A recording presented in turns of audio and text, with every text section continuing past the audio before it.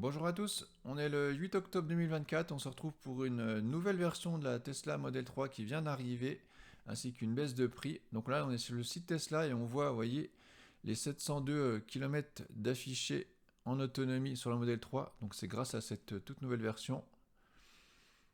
Donc si on descend, conçu pour une longue distance, parcourir jusqu'à 702 km WLTP en une seule charge. Donc on va aller dans le configurateur pour voir ça. On clique sur commander et là on va avoir les versions qui apparaissent. Donc on a la propulsion 513 km d'autonomie WLTP à 39 990. Donc là pareil, nouveau prix, elle vient de baisser, elle passe sous les 40 000 euros.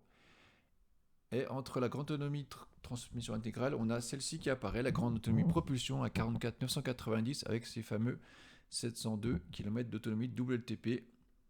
Toujours 5 secondes 2 au 0 à 100 et 200 km en Vmax. Donc on voit qu'on se retrouve à un prix intermédiaire exactement entre la propulsion et la grande autonomie intégrale. Plus haut, on a la perf.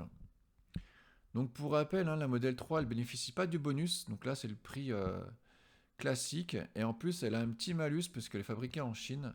Alors Tesla a pu négocier un malus un petit peu personnalisé. Il est un petit peu moins élevé que BYD ou KMG par exemple parce que l'usine de Shanghai, voilà, les panneaux solaires, enfin ils ont pu négocier un malus un peu inférieur, mais elle a quand même le malus et pas de bonus et elle arrive quand même à un prix canon. Donc en plus, ils ont baissé la propulsion à moins de 40 000 pour que la grande autonomie propulsion s'intercale exactement en prix 40, 45, 50. Elle va s'intercaler exactement entre les deux. Donc grande autonomie propulsion, on aurait une batterie NMC, donc une batterie avec une chimie un peu plus qualitative. Au quotidien, par contre, il faudra la charger jusqu'à 80%. Et puis, lors du voyage, on peut la charger jusqu'à 100% pour une autonomie vraiment énorme. Donc, c'est intéressant, par exemple, sur des longs voyages, ça peut vous éviter un arrêt. Ou même sur un week-end de 2 jours, ça peut vous éviter une recharge et de faire le week-end sans recharger. Après, ça va être très très compliqué à amortir, clairement, 5000 euros de différence. Vu le prix des recharges sur les superchargeurs, ça reste vraiment un confort. C'est un confort où c'est aussi ultra rassurant pour une entreprise, une flotte d'entreprises, pour des commerciaux, où là ça peut être vraiment nécessaire. Mais aussi pour les familles qui viennent du thermique, voilà, qui sont un peu stressées encore par l'autonomie. Ça peut être pas mal. Et en plus, bon, moins de 45 000, même si c'est un budget énorme pour une voiture, ça reste pas plus cher que des berlines thermiques de la concurrence allemande ou voilà, chez Volkswagen, chez Renault. La concurrence plutôt qu'elle va avoir, c'est sur le modèle Y. Le modèle Y, lui, il a la chance de bénéficier du bonus, parce qu'il est fabriqué à Berlin. Et il n'a pas ce fameux malus des véhicules chinois. D'ailleurs, il y a une commission mi-octobre européenne qui va sûrement décider d'augmenter le malus. Donc attention, déjà que le bonus va se réduire l'année prochaine. A priori, on aurait 1000 euros de moins de bonus. Donc pour le modèle Y, on passerait de 4000 à 3000. Déjà, si on le conserve, ça sera pas mal. C'est avec le budget de la France, on craignait que le bonus soit supprimé. En tout cas, rien n'est fait pour l'instant. On irait sur une réduction de 3000, de 4000 à 3000 euros. Donc la concurrence, elle va être sur le modèle Y. Je vais vous montrer le configurateur. Pour compléter aussi, avant de passer au modèle Y, vous dire que sur les arrêts, donc on aura plus de batterie à recharger. Par contre, comme c'est la batterie type NMC, elle charge beaucoup plus vite. Elle a un pic jusqu'à 250 au lieu de 170 sur la LFP.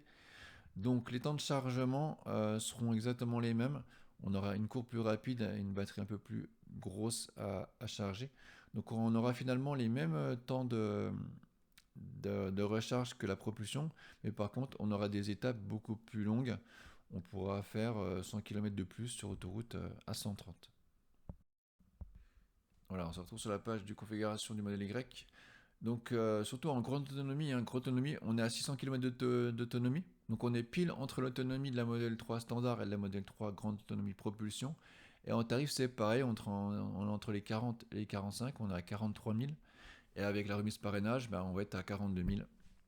La remise parrainage, avec le nouveau programme, elle est vraiment très intéressante pour vous. 1000 euros, ça recommence vraiment être intéressant. L'ancien programme, il était moins intéressant pour l'acheteur. Là, il est plus intéressant pour l'acheteur. Ça, c'est vraiment cool. Donc, vous voyez, Grande Autonomie Propulsion, grâce au bonus, grâce au fait qu'elle n'ait pas de malus, elle sort à peine moins cher que la modèle 3, Grande Autonomie Propulsion. Alors, perso, moi, je continuerai à privilégier la modèle 3, qui est plus sportive, je trouve qu'elle est plus jolie, mais même ça, c'est personnel, qui est un petit peu plus vive. Après, je comprends que le modèle Y, pardon, avec sa capacité de chargement, son haillon, sa position plus haute, ça puisse intéresser. Après, la modèle 3 Highland, voilà, elle a eu le refresh. Donc, elle a les écrans à l'arrière, les sièges ventilés, elle a des choses qu'aujourd'hui n'ont pas le modèle Y. Voilà, donc c'était la petite vidéo du 8 octobre pour cette nouveauté, à la fois une petite baisse de prix sur la modèle 3 Propulsion et puis cette version grande autonomie propulsion qui est hyper séduisante.